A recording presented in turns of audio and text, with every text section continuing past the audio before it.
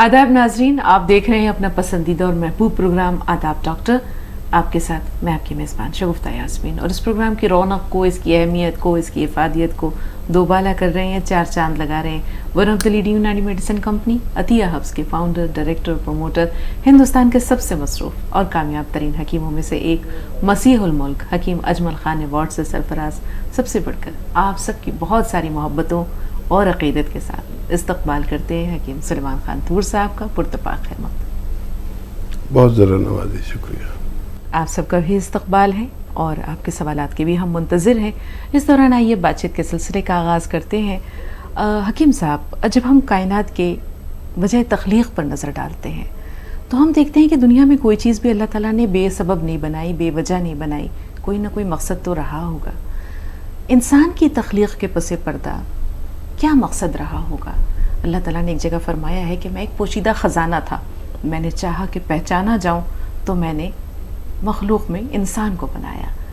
तो इंसान और अल्लाह का जो रब्त है, क्या वो कौन सा जज्बा है जो इस तख्लीक़ के पसे पर्दा कार फरमा है?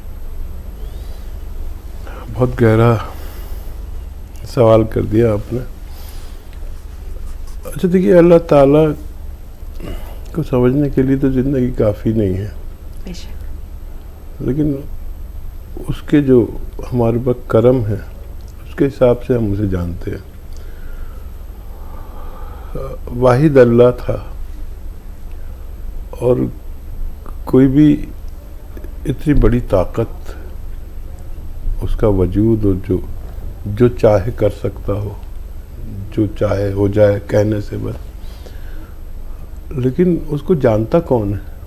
जब उसके अलावा कोई नहीं है तो उसको जाने कैसे लोग?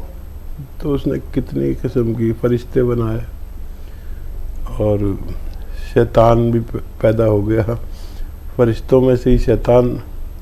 अब हमारी जहनियत, इंसानी फितरत आदम जिसे कहते हैं जी। तो जब फरिश्तों ने मना किया, आपने पढ़ा होगा कि तेरी इबादत के लिए हम काफ़ी हैं और ये शर करेगा, फसाद करेगा, तो अल्लाह ताला ने एक ही जवाब दिया था कि तुम वो नहीं जानते जो मैं जानता हूँ। अब ये इंसानी फितरत अल्लाह ताला ने इसमें डाली है, और मीज़ान का मामला ये है कि हमारी नीयतों पर इन्हसार और सारी कमांड अपने हाथ में ले ली। अब मैं जो सोच रहा हूँ, जो कह रहा हूँ, हो सकता है मैं अदाकारी कर रहा हूँ, लेकिन वो वाकिफ़ है हर चीज़ से, हर किसी से। तो नीयतों पर इन्हसार कर दिया, आदम से गलती करा दी। आदम की क्या मजाल, हव्वा की क्या मजाल। और वो सब, वो गालिब का शेर है ना कि तमाशाए अहले करम देखते हैं। मतलब हम ही को दौलत दे दी और ये कहा कि गरीबों की मदद करो। अब मुझे आजमा रहा है कि ये गरीबों की मदद करता है कि नहीं करता है। दिल दे दिया तड़पने के लिए, औलाद दे दी, मतलब सब कुछ दे के और आजमाता रहता है। पता नहीं, ऐसा लगता है कभी हमारे साथ खेलता है, जैसे हम अपना दिल बहला लेते हैं अपने छोटे नामुर बच्चों से। लेकिन तख्लीक खूब की है और खूब की है। साजिदा साहिबा हैं, उनसे बात कर लेते हैं, फिर अपने सिलसिले की गुफ्तगू के यहीं से आगे बढ़ाएंगे। जी बताएं साजिदा साहिबा, क्या सवाल है आपका? साजिदा साहिबा जी बताइए, क्या सवाल है? जी अस्सलाम वालेकुम। वालेकुम अस्सलाम। वालेकुम अस्सलाम। जी शगुफ्ता साहिबा, आपका शुक्रिया, आपने मेरे सवाल का जवाब दिया था। और हकीम साहब से बताना चाहती हूँ कि मैंने पहले फ़ोन किया था, लेकिन आज फिर से बताना चाहती हूँ कि थायराइड का नुस्खा मैंने 6 महीना लिया था, बहुत आराम मिला। जो थायराइड की वजह से मैं दोपहर से मेरी तबीयत शाम तक बहुत ख़राब रहती थी, मैं उठ नहीं पाती थी खाना खाने के बाद, तो वो अब मेरा बिल्कुल ठीक हो गया। मैं बिल्कुल एक्टिव रहती हूँ पूरा दिन, माशाल्लाह। और लेकिन थायराइड बाकी है अभी, मुझे लगता है अभी 6 महीना और खाना पड़ेगा मुझे, तो मैं खाऊंगी इंशाल्लाह। 7 साल पहले मैं बीमार हुई तो मालूम हुआ कि थायराइड है, लेकिन और पहले कितने साल से था ये मुझे नहीं पता। पीठ में पखौरा के नीचे से बहुत दर्द हुआ, करवट बदलना भी मुश्किल था। डॉक्टर ने कहा ठंड लग गई है। काफी दिन गुजर गए, फिर जांच हुई तो पेरिकार्डल इफ्यूजन नाम का मर्ज बताया, पेरिकार्डल इफ्यूजन। तो कहा, तो उसका जो इलाज उसने बताया, मैंने इलाज नहीं कराया। तो क्या ये मर्ज थायराइड की वजह से हुआ या ठंड लगने से हुआ? और आपने बताया था नमक जैतून के लिए इस्तेमाल करते, तो क्या इससे फायदा हो जाएगा? बेहतर, ठीक। सुनिए। अच्छा देखिए, कभी भी वैसे मर्ज का नाम तो बताना बेहतर है अगर डॉक्टर ने बताया। कभी भी अपनी तरफ से कोई नाम ना बताएं, डॉक्टर ने नाम बताया। और हकीमों को यह है कि कैफियत बता दें कि क्या होता है। हो सकता है वो रोग, वो मर्ज आपको ना हो जो डॉक्टर ने बताया है या आपको लगता है। हम लोग कैफियत पे चलते हैं। जो आप कैफियत बता रहे हैं कि आपने कहा कमर में दर्द है, तो ठीक है, कमर में दर्द है तो उसका मतलब होता है स्लिप डिस्क। आप अगर कहेंगे कि दर्द जानू में भी आता है या पिंडली में भी आता है, तो इस मर्ज का नाम बदल गया और कैफियत बदल गई। पहले तो सिर्फ डिस्क में आपको प्रॉब्लम थी, अब डिस्क ने किसी रग को दबाने लगी तो वो टांगों में, जानू में, पिंडली में, एक में या दोनों में आने लगा। तो हमें अगर कैफियत बताया करें तो हम लोग मशीनों से भी तेज़ समझ जाते हैं कि आपको क्या मर्ज़ है। तो कैफियत ज़रूर बताया करें। और जो भी मैं नुस्खा आपको बताऊं, जैसे आपको थायराइड पे फ़ायदा हुआ या होगा, ऐसे ही उसमें भी फ़ायदा होना मुमकिन है। कभी भी मैं कोई नुस्खा ऐसा नहीं बताता जो हज़ारों बार का मुजर्रब ना हो, बशर्ते आपको असली दवा मिल जानी चाहिए। फ़ायदा देने वाला अल्लाह है, फ़ायदा मुमकिन है। अयूब साहब से बात करते हैं। हकीम साहब, अयूब खान साहब हमारे साथ राब्ते में एक बार फिर हैं। जी बताएं अयूब साहब। हकीम साहब जी अयूब जी, भाई। जी फरमाइए। जी, मैं वो एसिडिटी के लिए दवा बुक कराया था मैं। फिर तो एसिडिटी के लिए और मैं गैस के लिए और सरकार देता, इसके लिए क्या करना चाहिए? हकीम साहब से बात करना। जी, लेकिन वो एसिडिटी के लिए मैं नुस्खा बताता हूँ, और वो सौंफ, सौंठ, जीरा, अजवाइन, धनिया, मेथी, 6 चीज़ें 100-100 ग्राम लेकर पाउडर बना लें, 1 चम्मच खाएं और 1 चुटकी नमक जैतून असली वाला 2 गिलास पानी मिलाकर इस्तेमाल किया करें।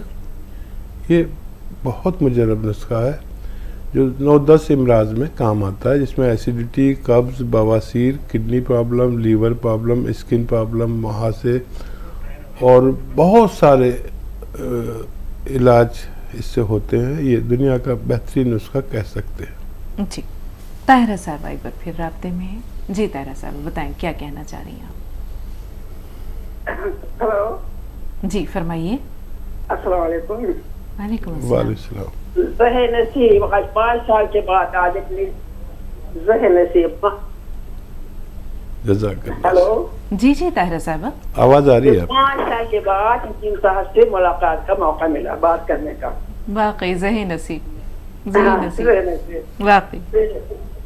देखिए ऐसा है कि मैं 5 साल से आपकी दवाओं का इस्तेमाल कर रही हूँ। आपसे बुक वगैरह भी ली और आप जैतून का सिरका भी मंगवाया, लेकिन कोई फर्क नहीं हुआ। मुझे बीमारी है, अस्थमा है 15-20 साल से, और ये है चर्बी जमा हो गई है जगह जगह, और जनाब अली ये एक ही किडनी है, इसका मुझे इलाज चाहिए।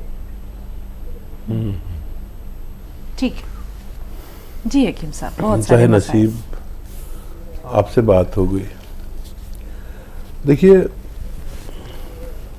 एक तो अस्थमा वाले को सिरका नहीं लेना चाहिए, क्योंकि ये सर्द मिजाज होता है, तो सिरका तो आप तर्क कर दें। और जिनको एक किडनी हो उनको पोटेंसी दवा की थोड़ी कम रखनी चाहिए, दूसरे लोगों से कम रखनी चाहिए। अस्थमा के लिए आप गरम अशिया लें। गरम अशिया में वो मैं नुस्खा बताता हूँ आपको। सपिस्तान, उन्नाव, अलसी, 3 चीज़ें पाउडर बना लें। 30 ग्राम इसमें पीपले मिला लें और 1 चम्मच सुबह 1 चम्मच शाम खाया करें। या माजून आर केयर इसमें आती है, लेकिन काफ़ी दिन तक खानी पड़ती है। तो ये गरम मिजाज है। और एक किडनी है तो कोई भी दवा लें तो डॉक्टर को ये इल्म होना चाहिए, जैसे आपने मुझे बता दिया, ताकि वो आपके मुताबिक दवा दें। एक किडनी हमेशा सलामत रहे और तो उसके लिए 1 चुटकी नमक, जैतून, 2 गिलास पानी में मिलाएं और 1 चम्मच अलसी जो हल्की सी भुनी हुई हो वो 1 दिन में ले लिया करें। ये आपको किडनी, लीवर, एसिडिटी, कब्ज़ और अस्थमे का बड़ा ख्याल रखती है। आप अपना खूब ख्याल रखिए, अल्लाह आपको सलामत रखे। रेहाना साहिबा, रेहाना पठान साहिबा पुणे से हैं फ़ोन लाइन पर। आइए बात करते हैं। जी रेहाना साहिबा, बताएं क्या सवाल है आपका? वालेकुम अस्सलाम। वालेकुम। मैंने जैतून का सिरका मंगाई है जी। और गोंद मोरिंगा मंगाई है। जी, बात तो जारी मुझे- रखिए। हाँ, तो मुझे वो पेट मेरा ऐसा फूला फूला लग रहा और भूख नहीं लग रही और मुझे कब्ज की शिकायत हो रही है। जी। अच्छा, बाथरूम मुझे 2 दिन बाद, 1 दिन बाद ऐसी हो रही। किस मर्ज के लिए ले रहे हैं आप? किस मर्ज के लिए ले रहे हैं ये चीज़ें? आपके यहाँ कॉल किया था हाकिम साहब, उन्होंने बताया था मेरा पेट, लीवर बड़ा है, मेरा पेट फूला फूला रहता है, एसिडिटी है, गैस की शिकायत है, ठीक। खट्टी डकारें आती है, मुंह में पानी आता है। अभी कुछ शिफाका हुआ? कितने दिन से ले रहे हैं? अभी 8-10 दिन हो गए हाकिम साहब। कुछ बेहतरी हुई? थोड़ा डकारें तो कम हो गई, लेकिन पेट का मेरा फूला फूला ही लग रहा है। ठीक। अच्छा देखिए, थोड़ा सा सब्र करें। अभी 8 ही दिन हुए हैं, टकारें कम हुई हैं तो हाजमा दुरुस्त होना चाहिए, वरम जाना चाहिए आपके पेट का और लीवर अच्छा होना चाहिए। लीवर जब तक मुतासिर रहेगा आपको परेशानी रहेगी। तो ये जो फ़ायदा हो रहा है ये लीवर में ही फ़ायदा हो रहा है। फिर औराम जाएंगे, लीवर का वरम जाएगा। और 1 चम्मच धनिया के साथ लिया करिए इसे। और गोंद मोरिंगा सिर्फ 2 चुटकी ही लिया करें रोज़ाना 1 बार। इंशाल्लाह 1 से ज़्यादा महीना इस्तेमाल करें तो फ़ायदा मुमकिन है। नाज़रीन, प्रोग्राम का सिलसिला जारी रहेगा। आपके कॉल्स का भी इस्तकबाल और खैर मकदम है, लेकिन यहाँ वक्त हो रहा है एक छोटे से वक्फे का। मिलते हैं इस ब्रेक के बाद।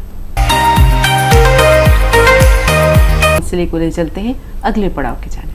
हकीम साहब, ताहिरा साहबा ने जो सवालात, अपने मसाइल जो बयान किए, उनमें एक शायद उन्होंने ये बात ये भी कही थी कि चर्बी की तहें या चर्बी की गांठें हैं जब, या फैट डिपोजिशन हो गया है जिस्म में, तो उसको कैसे, उस मसले का क्या हाल है? देखिए, एक तो वो आता है ज़ीरे का सिरका। वो फ़ायदा तो बहुत करता है, लेकिन ये ना हो कि आप चर्बी और ज़्यादा खाने लगें। मतलब सब दवाओं की एक अपनी औकात है। हम अगर चर्बी कम करने के लिए और चर्बी तहलील करने के लिए अद्वियात ले रहे हैं तो एनिमल फैट से बचें। अच्छा, लोग ये समझते हैं एनिमल फैट सिर्फ गोश्त में है। एनिमल फैट इसमें भी है, घी में भी है, दूध में भी है, मक्खन में भी है। तो याद रखें, जो अज्जा गोश्त में है वही सब इसमें भी है।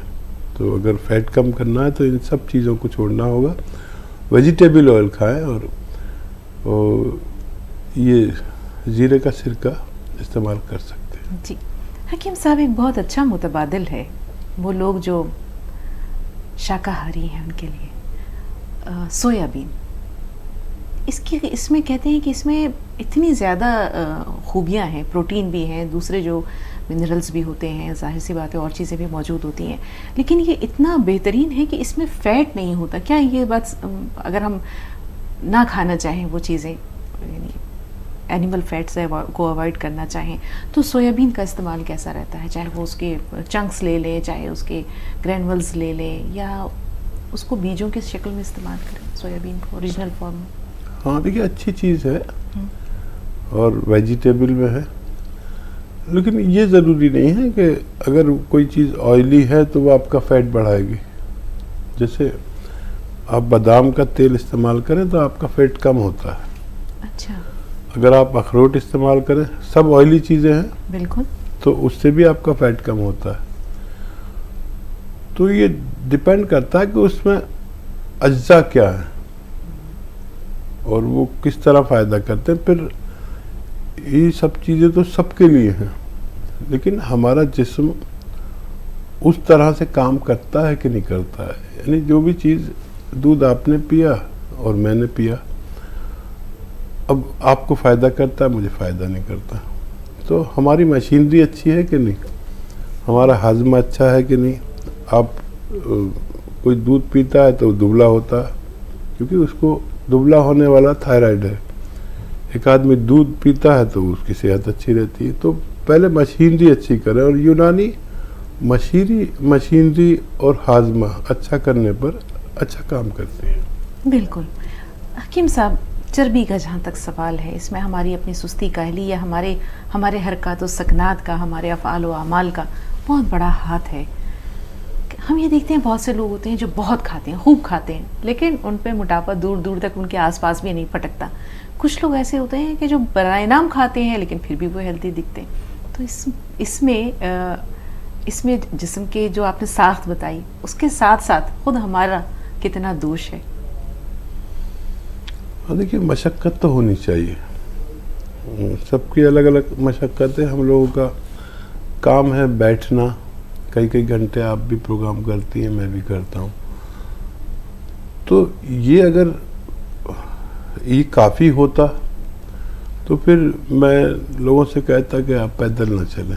तो पैदल चलने से हमारे जिस्म का सिस्टम है, वो उसमें चर्बी जलती है, डायबिटीज़ जलती है। पैदल चलना एक बहुत बड़ा वो है, यानी एक्सरसाइज।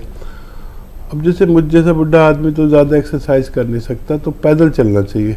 अक्सर लोग देखते हैं कि वो उल्टे सीधे योगा या वो करते, तो उनको कुछ प्रॉब्लम हो जाती है। अक्सर पार्कों में लोग करते हैं, मतलब एक माहिर आदमी आपको करके दिखा रहा है तो आप वो नहीं कर सकते। और ज़्यादा उम्र में कोई भी भारी एक्सरसाइज नहीं करनी चाहिए, और पैदल चलें जितना भी चलें। जिनको भी उम्र 45-50 साल है तो पैदल चलें। और अगर चर्बी तहलील करनी है तो मैं अक्सर आपको देखा होगा, मैं कहता हूँ गर्म पानी पियो। एक गिलास गरम पानी कभी आप पी के देखें, या पिया होगा आपने, कभी पी के देखना। गरम जैसे चाय होती ना, ऐसा पानी। हाँ, अब यकीन करें, ऐसा लगेगा कि आप एक घंटा पैदल चल के आते हैं ना, तो जितने पसीने आपको आते हैं वो एक गिलास पानी पीकर आ जाते हैं। कभी आप देखना, कल करके बताती हूँ हकीम साहब। ये निहार मुँह? हाँ नहीं, कभी भी निहार में ज़रूरी नहीं है, लेकिन आप सोचेंगे कि मैं तो बिल्कुल चली नहीं और पूरा पसीने में भीग गई। ये पसीना आना एक बहुत अच्छा अमल है, जिसमें डायबिटीज़ भी कम होती है, चर्बी भी तहलील होती है, हाजमा दुरुस्त होता है, और इससे सरमाया अनफास मजबूत होता है। नाज़रीन, प्रोग्राम का सिलसिला जारी रहेगा, आपके कॉल्स का भी इस्तकबाल और खैर मकदम है, लेकिन यहाँ वक्त हो रहा है एक छोटे से वक्फे का। मिलते हैं इस ब्रेक के बाद।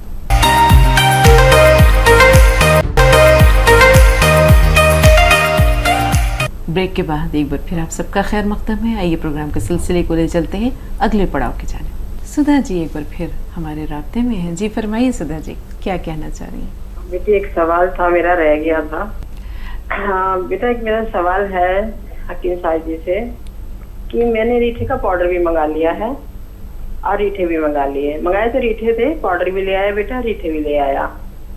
तो अब ये बताइए कि कौन सा ठीक रहेगा, पाउडर का ही शैम्पू बना लूं या रीठे का तोड़ करके उसका ही शैम्पू बनाऊं, और कैसे बनाना है आप ये भी बताइएगा।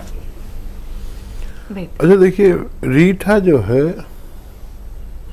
वो यूनानी का ओरिजिनल शैम्पू है। और हमने खुद देखा कि किसी के हाथ काले हों या किसी का बर्तन ख़राब हो, जैसे कोई प्लास्टिक की कैन हो अंदर काली हो रही हो, किसी सूरत नहीं होती थी, तो हम उसमें रीठे का पाउडर डाल के और पानी भर के ऐसे हिलाते थे, थोड़ा रख देते थे और फिर धोते थे तो सारी साफ़ हो जाती थी। ये इसमें ओरिजिनल झाग होते हैं। आप इसे ऐसे भी इस्तेमाल कर सकते हैं, वरना अगर इसको बहुत अच्छे से इस्तेमाल करना है तो रीठा, शिकाकाई, आंवला,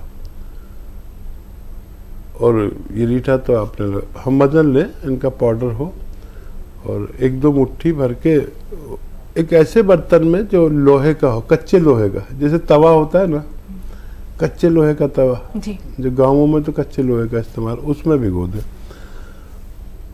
तो ये उसमें डालने के बाद अगर भिगो देंगे आप तो ये काला हो जाता है, कुदरती काला हो जाता है। और वो काला रंग जब आप सर में लगाते हैं तो ओरिजिनल काला रंग आता है सर पे, बालों में ओरिजिनल काला रंग। इसमें कुछ लोग मेहंदी भी डाल लेते हैं इसमें ज़रूरत की, लेकिन मेहंदी में भी वो आजकल हाइड्रोजन पेरोक्साइड मिला देते हैं। तो आपने देखा होगा ना कि मेहंदी, ओरिजिनल मेहंदी कभी भी हमारी स्किन पर नहीं रचती।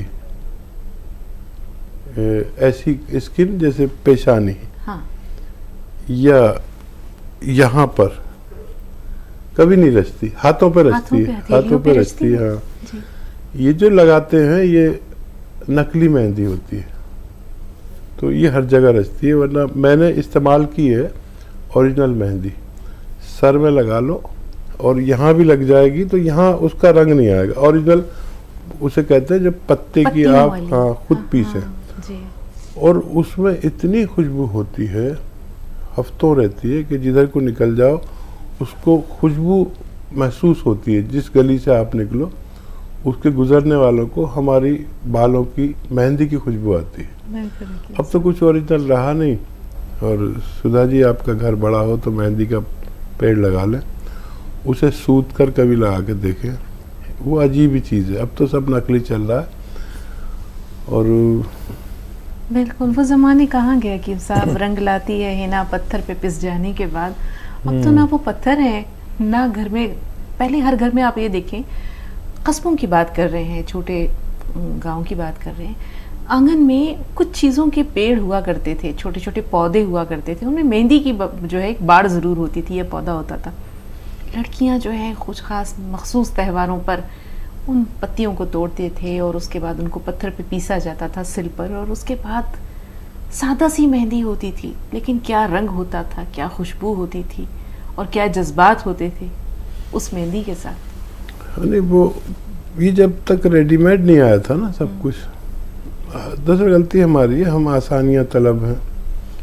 फिर हमारे रहने सहने का शहरों में आशियाने पे आशियाना, आशियाने पे आशियाना। नहीं तो गाँव में तो ऐसा तस्वुर भी नहीं करते कि घर में आंगन नहीं है, पेड़ पौधे नहीं हैं। तो हमारे तो घर ऐसे हैं जो हवेली कहलाती है। तो मैं तो आपको पता है हर महीने गांव जाता हूँ 6-7 दिन को, कि अगर मैं वहाँ नहीं जाऊँ तो शायद मैं प्रोग्राम नहीं कर सकता। मैं वहाँ जाके, जैसे मोबाइल चार्ज होता है ना, तो मैं चार्ज होता हूँ, और वो आंगन और वो हैंड पंप आज तक है, सारी जदीद चीज़ें हैं, लेकिन वो मैंने आज तक रखा हुआ है। घर में पौधे हैं, बड़ा घर है, तो अंजीर भी आता है। मैं गया तो मेरे भाई ने सबसे पहले मुझे 2 अंजीर ला के दिए ताज़ा तोड़ के। फिर फैक्ट्री भी है एक वहाँ पर, और वो उस पर फसल आई है नींबू के। नींबू इतना बड़ा है, आप यकीन करें कि मैं 6-7 नींबू लेके आया और मैंने ड्रेसिंग टेबल पर रख दिए। तो इतने बड़े थे कि मेरा बड़ा बेटा आया, उसने उठा के सबसे पहले उसमें मुंह मारा, संतरा समझ के या मौसमी समझ के। अरे मैंने कहा क्या कर रहा है, इतने नींबू तो इतने बड़े। तो ये वहाँ ऑर्गेनिक, उसमें खाद नहीं डालते। आड़ू का पेड़ घर में है तो अनार का पेड़ घर में है, ये शान है। वहाँ मकान थोड़ा कम बनाते हैं लेकिन आंगन थोड़ा ज़्यादा बड़ा रखते हैं। कभी आप आए मेरे गांव तो आपको बड़ा मसरत होगी। इंशाअल्लाह हकीम साहब, वाकई इन आंगनों की क्या बात है। इसी आंगन पे तो एक नावल भी लिख दिया था खदीजा मस्तूर साहिबा ने। एक कॉलर है और हमारे साथ महमूद साहब फोन लाइन पर एक बार फिर राब्ते में। जी महमूद भाई, कुछ रह गया है, मजीद कुछ कहना चाह रहे हैं? महमूद साहब हमें सुन पा रहे हैं आप? जी हाँ जी हाँ। जी फरमाइए। सर अभी मैं कुछ देर पहले आपसे सवाल किया था लेटर के ताल्लुक से, उसका तो जवाब मिल गया, शुक्रिया। हाँ। और एक सवाल है सर, हमारे एरिया है सर, वो थायराइड की शिकायत है, थायराइड की गोली चल रही है, लेकिन बाल आने की शिकायत बहुत है सर, सबके बाल बहुत झड़ते हैं। हाँ। इसका कोई इलाज थायराइड की है बाल? ठीक बहुत बहुत अच्छा इलाज है। जी। और थायराइड को कंट्रोल किए बगैर इलाज मुमकिन नहीं है। आप अपनी थायराइड की गोली छोड़ना नहीं, लेकिन एक बड़ा अच्छा नुस्खा है और मैंने तो जिसको भी बताया उसका फीडबैक यही आया कि अल्लाह ने फ़ायदा दे दिया। आप भी कोशिश कर लें। धनिया 300 ग्राम, धनिया का दाना 300 ग्राम, मेथी का दाना 100 ग्राम और आंवला सूखा हुआ 100 ग्राम, इनको पाउडर बना लें। और इस एक अलग से ले लें नमक जैतून, एक चुटकी नमक जैतून 1 गिलास या 2 गिलास पानी में मिलाएं। ये पाउडर सुबह खाएं, जब आप गोली खाएं ना उसके बाद खा लें या पहले खा लें। ये 3 चीज़ों का पाउडर और ये पानी पी लें, बस 1 बार या 2 बार। अपनी दवाई खाते रहें और जैसे जैसे आपको हर 2 महीने में फिर थायराइड टेस्ट कराना, जैसे जैसे कम होता जाए आप थायराइड की गोली कम करवाते जाएं अपने डॉक्टर के मशवरे से।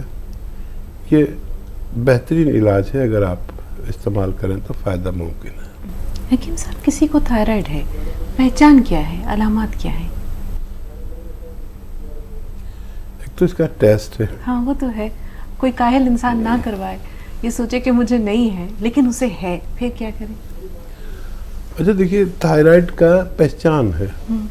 जैसे कभी आप मुझे ये देख लें मैं थोड़ा सा मोटा हो रहा हूँ, कभी ये देखें पतला हो रहा हूँ, ये होता रहता है। पहले आप मुझे इतने दिन में मिली हैं तो मुझे थोड़ी स्लिम लग रही हैं, बहुत दिन में देखने वाला बता सकता है, रोज़ाना मिलने वाला नहीं। तो कभी आप थोड़ी मोटी लगेंगे तो मैं कहूँगा आप थोड़ी हेल्दी हो रही हैं। तो अगर वज़न कम और ज़्यादा हो रहा है तो समझ लीजिए थायराइड नहीं है। अच्छा। अगर वज़न बढ़ता ही जा रहा है या कम ही होता जा रहा है तो समझ लीजिए शक है कि थायराइड है। टेस्ट जो है वो एक सनद है, वरना अंदाज से मैं बताऊं तो वो लोग मानते नहीं। दरअसल टेस्ट की तरफ रुझान ज़्यादा हो गया, वरना हुक्मा तो ऐसे एक नज़र में ही पता चल जाता था। कारूरा हकीम साहब, हाँ। कितना खूबसूरत ये लफ्ज़ है और कितना मुस्तामिल ले रहा। हाँ देखिए, कारूर ऐसे समझते थे, यानी आदमी के यूरियन से भी समझ में आता है। चेहरा बहुत बड़ी किताब है, उस पर सारे मर्ज लिखे रहते। मैं तो अभी प्रैक्टिस नहीं करता, मैं प्रैक्टिस करता था तो आदमी आया अपनी बीवी को लेकर और उसके पास इतना बड़ा लिफाफा। अब इतना बड़ा लिफाफा आ रहा है तो जाहिर है उसमें MRI होगा। और फिर बीवी थोड़ी लंगड़ा भी रही तो समझ में आ गया कमर में। अब वो 10,000 की रिपोर्टें करा रखी है और ये सब ये देख लो। मैंने कहा भाई मैं इसे नहीं देखता। फिर मैंने उनकी भी कहा कि देखो इनके कमर में नसें दबी हुई हैं, टांगों में दर्द आता है। और अबू कह रहा कि अरे अभी तो आपने रिपोर्ट नहीं देखी, ये कैसे? तो काफ़ी कुछ चेहरे में होता है, स्ट्रक्चर में होता है, कुछ तजर्बे में होता है। अब वो इतना हैरत में, वो फिर उसकी भी ठीक हो गई जो 10-12 साल से परेशान थी। और उसने इतना हंगामा कर दिया कि यार मैंने 50,000 का टेस्ट करा के ले गया। पहले तो उसको बहुत बुरा लगा पहले दिन तो, लेकिन जब दोबारा आया तो बड़ा खुश था कि आपने उसको रिपोर्ट को हाथ भी नहीं लगाया और मेरी बीवी भी ठीक हो गई और मेरे तो 50,000 रुपये उसमें ही चले गए। तो हमारे पैसे ज़्यादा इलाज में नहीं, टेस्ट में जाते।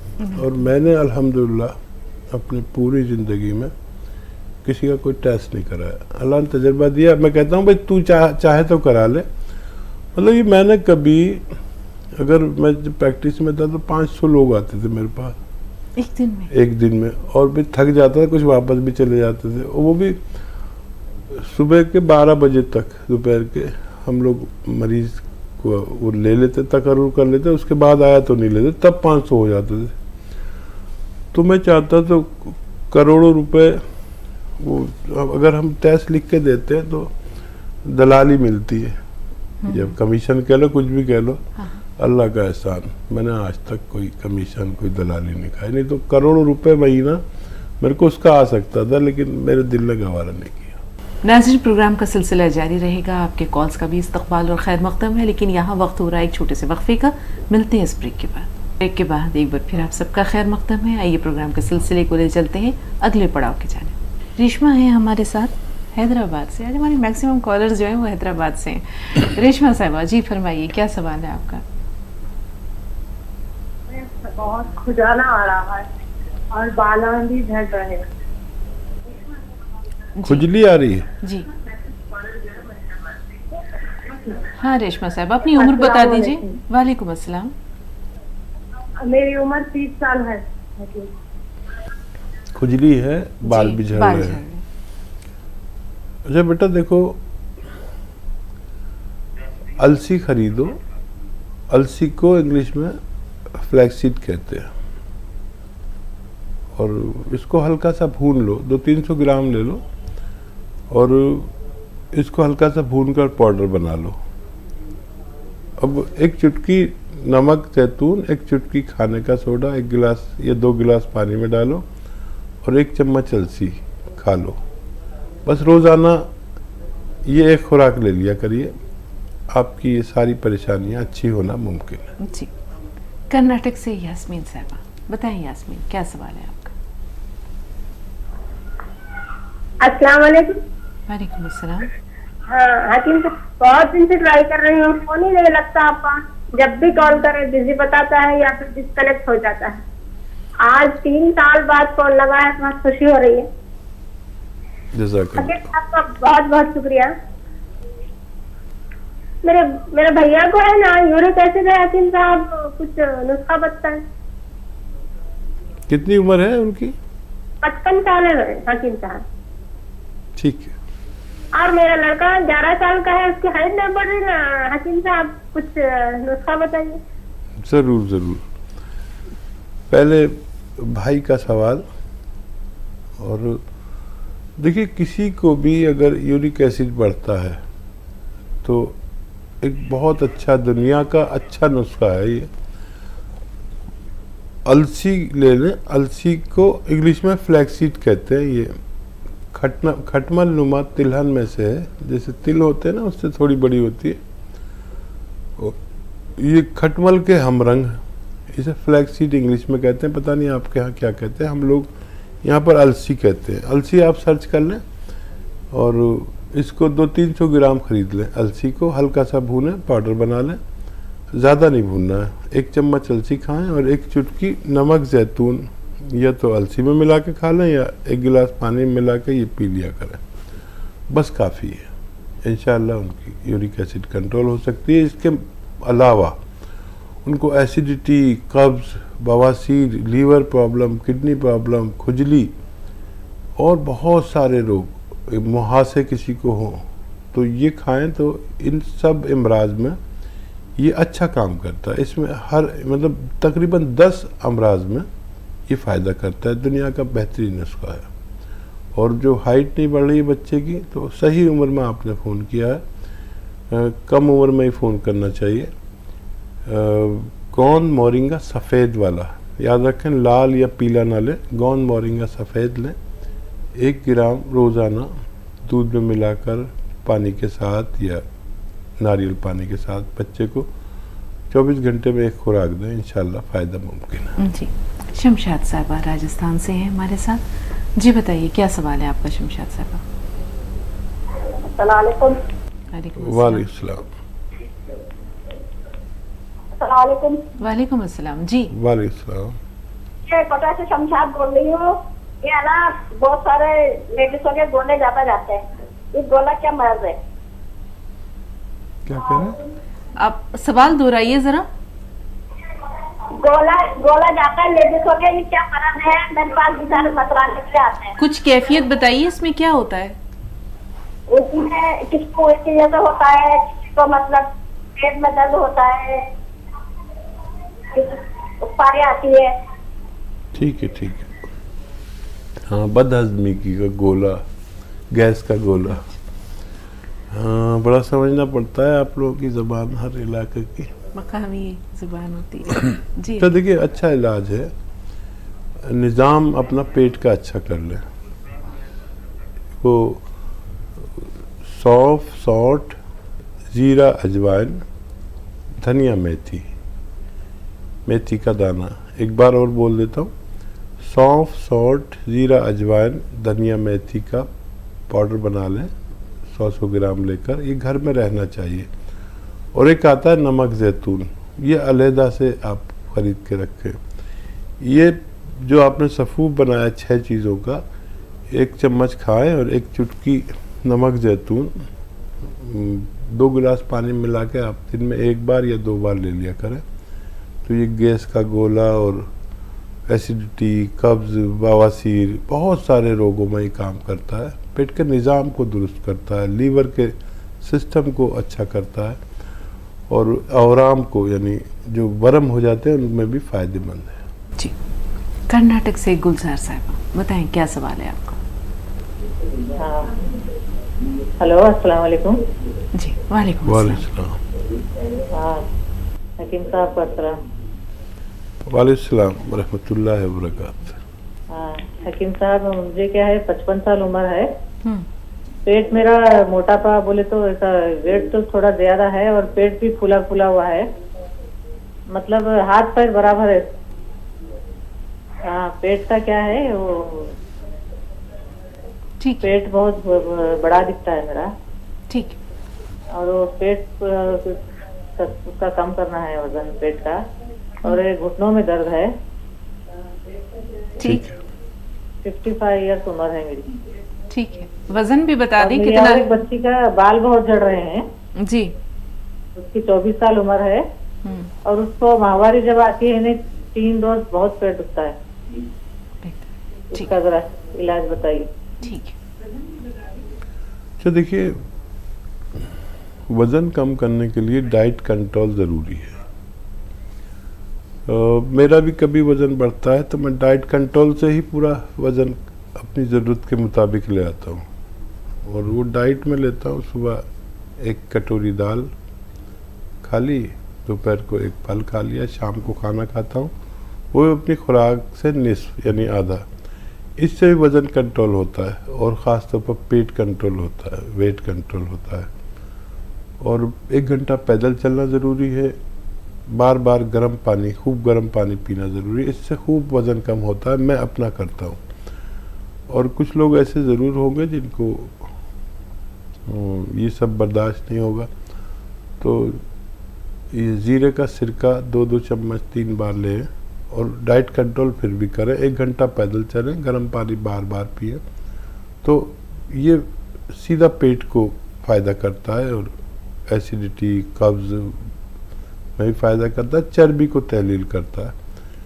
ये आप ले सकते हैं ज़ीरे का सिरका, या फिर जिनको ये नहीं चलता, किसी किसी को सिरके नहीं चलते, तो उन्हें चाहिए कि 1 चुटकी नमक जैतून और 1 चुटकी खाने का सोडा 2 गिलास पानी में मिला के दिन में 1 बार या 2 बार लिया करें, इंशाअल्लाह फ़ायदा मुमकिन है। जी, बच्ची से मुताल्लिक़ जो सवाल है उसके लिए थोड़ा सा इंतज़ार है। साहब, शाहिद साहब बिहार से हैं, इनका सवाल ले लेते हैं। जी शाहिद भाई, बताएं क्या सवाल है आपका? जी, मेरे पापा नशा बहुत ज्यादा करते हैं, शराब पीते हैं।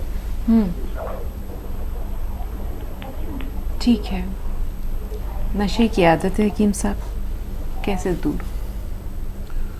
और देखिए, हौसला करें, हवाला दें जिससे मोहब्बत करते हो उसका, नहीं तो वो किसी से मोहब्बत ही नहीं करते। अल्लाह का हवाला दें, अपना हवाला दें, उनके औलाद का, जिससे वो मोहब्बत करते हो।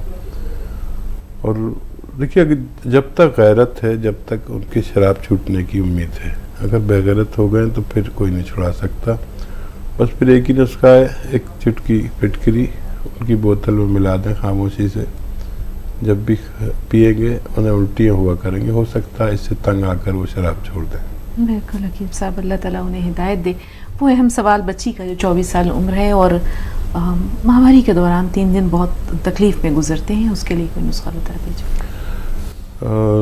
कलौंजी का सिरका 2 चम्मच 1 गिलास पानी में डालें, 1 चुटकी खाने का सोडा मिलाएं और ये पिला दिया करें रोज़ाना 1 बार रात को सोते वक्त। बच्ची की तकलीफ़ कम हो सकती है, ज़रूरत के मुताबिक आ सकती है, ख़त्म नहीं हो सकती। इस्तेमाल करें, फ़ायदा उठाएं। जी रेहाना साहिबा फरमाएं, क्या सवाल है आपका?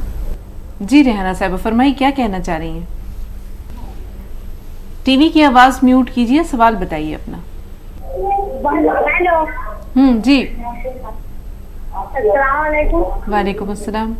कहना है मैडम कि ये मेरी सास है, उनको 1 महीना से सीधे हाथ सीधे पाँव में फालिश आ गए, तो हॉस्पिटल में मतलब इलाज हो रहा है, दवा चल रहा है, मतलब कैसे आपके पास कोई उपाय है? और ठीक है जी। हाँ, डॉक्टर का इलाज करते रहें और एक्सरसाइज भी करें। ये हाथ चलाया करें, जो हाथ नहीं चलता, जो पैर नहीं चलता वो पैर भी चलाया करें, यानी फिजियोथेरेपी ज़रूर करें। और कलौंजी का सिरका 2-3 चम्मच रात को 1 गिलास पानी में डालें और 1 चुटकी खाने का सोडा मिलाकर रोज़ाना 1 बार या 2 दफ़ा पिला दिया करें, इंशाअल्लाह फ़ायदा मुमकिन है। जी हकीम साहब, फिजियोथेरेपी का क्या रोल है इस तरह की बीमारियों में, फालिज हो या कोई और लकवा हो? और देखिए, पूरा जाल है नसों का और पट्टों का हमारे जिस्म में, और ये उसूल है कि अगर हमारा जिस्म किसी जगह पर ऐसे 72 घंटे पड़ा रहे, जिस्म का जो भी हिस्सा ज़मीन से टकराया हुआ है, पलंग से टकराया है, ऐसे लेटे हैं हम, तो वो जगह नासूर बन जाती है, वहाँ ज़ख़म हो जाते हैं। फिर नासूर उसको कहते हैं जो ज़ख़म कभी ठीक नहीं होते। तो समझ लीजिए फिजियोथेरेपी का कितना बड़ा रोल हुआ कि 72 घंटे में आदमी गलने लगता है, चाहे वो ज़िंदा हो। ज़िंदा आदमी 72 घंटे में गलने लगेगा अगर वो एक ही साल लेटा रहे, ये उसूल है। तो यहाँ तो फालिज हो गया, घर वालों को पता नहीं है कि करवट दिलानी ज़रूरी है, अलट पलट करना ज़रूरी है। अक्सर लोगों को नासूर हो जाता है, पता नहीं होता। तो इतनी ज़रूरी है कि 72 घंटे, अब ये तो पता नहीं कब तक के लिए हो गया। अब इसको चलाते रहो तो खून चलेगा, इसमें खून चलता रहेगा तो ज़ख़म नहीं होता। तो जो थम गए तो फिर खून की गर्दिश थमी, जिंदगी गर्दिश, थम जाती हाँ, है। जिंदगी जो है गर्दिश का ही नाम है, खून की गर्दिश का। तो फिजियोथेरेपी का आधा रोल तो है। बहुत शुक्रिया हकीम साहब, बहुत बहुत शुक्रिया। अपना कीमती वक्त नाजरीन की खातिर आप निकालते हैं हर रोज़, न जाने कितने लोगों से और किस किस रूप में दुआएं लेते हैं। ज़ख़ीरा आखरत भी है, तोशा आखरत भी है, और दुनिया में आपके लिए मोहब्बतों का एक लाजवाल ख़जाना भी है।